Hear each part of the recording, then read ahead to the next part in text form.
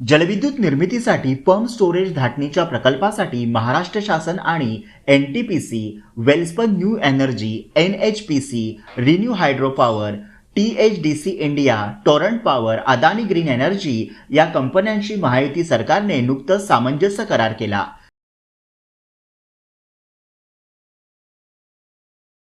यामध्ये 62,550 इतकी रोजगार निर्मिती होणार आहे। उपमुख्यमंत्री देवेंद्र फडणवीस यांच्या पुढाकाराने हे विक्रमी करार करण्यात आले असून त्यातून 35,240 मेगावॅट वीज निर्मिती होणार आहे। राज्यातील या प्रकल्पांमध्ये सुमारे 1,88,750 कोटी रुपयांची गुंतवणूक, तर राज्यात 2030 पर्यंत 50% वीज निर्मिती ही नैसर्गिक ऊर्जा स्रोतांमधून होणार आहे। या करारामुळे शाश्वत वीज निर्मिती आणि अर्थव्यवस्था वाढीस मोठा हातभार लागणार आहे।